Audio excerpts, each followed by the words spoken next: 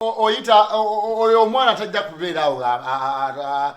atwisamu amaaso kagenda ne kalowooza kyateko bwe kasoma obusawo kafuuka kakulu kaffe tegedde oyo ebyokubanga kasoma obusawo nange nina emirimu egyange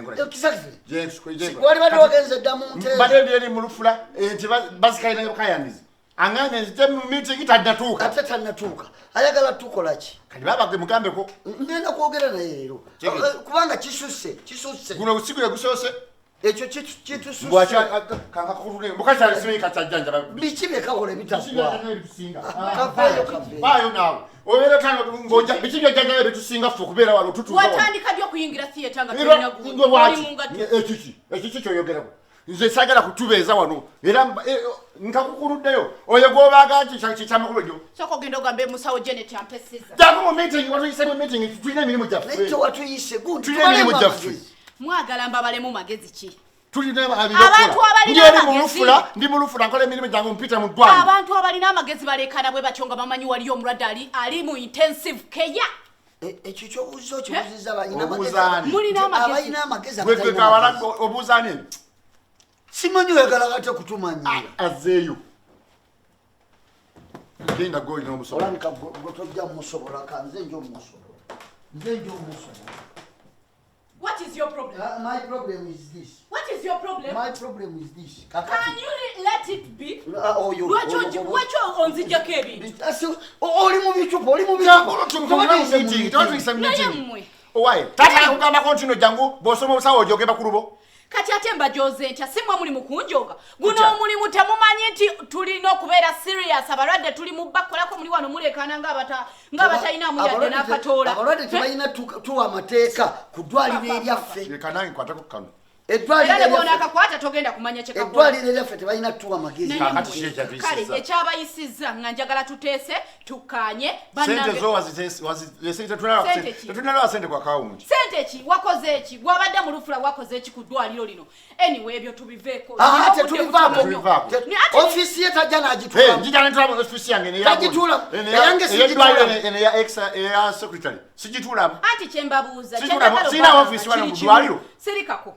brother sirikako kyenjagala bagamba kiri kimu bannange eddwaliro temukyalisobola era ngenda kukola agreements ez'enjawulo mbazze ewaka mwena offices muzirekulire mugende mutuule ewaka okitegeera kubanga ebintu byomukola temubitegeera offices ze mulimu waliwo abantu abali qualified abasobola okubeera nga bazituulamu ne bakola ne baproducinga waka ng'ategeera bananyini eddwaliro tetumanyi bye tukola mu office mu ddwaliro erya kitaffe kankubuuza oli mu office nze ndiyo bweri muli ndagabula zaawo kyesitegeera kati otumye mwana lwoyinza okulowooza nti gwe buli kimu gwokitegeera lino ddagala ki lyakutonyeza lijjanjaba ki kiwundu when are you supposed to apply it ng'ekiwundu kizze dino kiki totwetonza kino kiki bajja kubuuza oli mu office nze ndi mu bwa secretary akola ki mu ddwaliro okola ki mu ddwaliro nzija nendabira eddwaliro nendiraba nendaba obamba lw'okusente dekeraawo taata oli mu office ki ono yasooka ku office ereye obeera mu office ki office what is the name of your duty number 2 gawagiteekako yagiteekako human resource kati yeah. kwenga human resource wa medical center eno okola mulimu ki sibeeramu mu office abiramu olina kola mulimu ki wangamba kukola ki wangamba olina okutuula mu office eyo sigibeeramu kati ani atatula mu office ye nsaba bambi tufune ba degree holders bajje batule mu offices ezo tumanye nti human resource gwe tulina yoyo agenda alaba qualifications z'abasawo betuyingiza kati recently mwalese kali akasawo she's undergraduate she does not know how to operate amasawo zena muganiro na mwandike kalungi kakakora kange kaleke kalungi kakora kaleke kalungi katakora abalwadde kalungi kaleke wano tuli kubulamu bw'abantu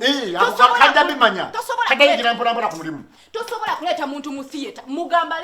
leta gundi tuli mu kukola kati lwaki otumiriza nnyo ebyo mu batusola byeretera oh my jesus fetwe sente ate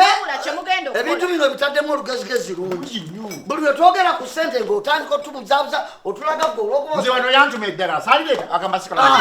gwe bwena kutuma eddagala waleeta ddagala teyalireeta bwe ono namuwa sente it was like 2 point something namuwa sente aleeta eddagala yaleeta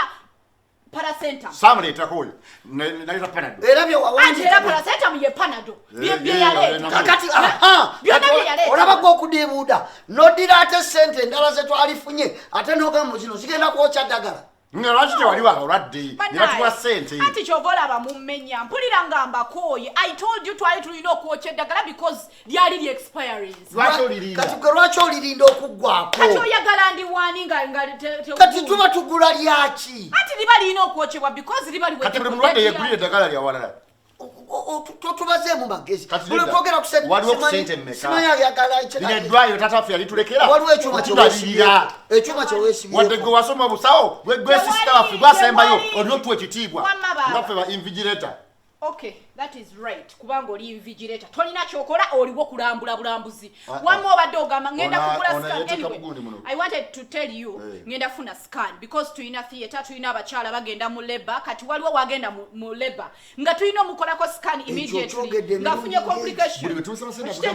twagala sente ngoddamu ebyo sikani yaki wano sikani yakukebera munda oyagala bino ebyeddwaliro ffe tubikkirize ono bwe yakugamba tugule kanta wagamba ki kuba kanta eyo esobola okutambuza obutanda bwe bw'eddwaliro ate neddala eri mu nte kanta egenda kebera omwana atali mu position gundire buli mwana alina okujja nga ali mu position lwaki abeera atali mu position nga position weeri n'atagibeeramu kati tugeze omuntu afunye fracture afunye accident n'afuna fracture tulina omukolako scan tumanye in which position is the bone tugenda kozesa kanta come on guys gwe oyo omulabye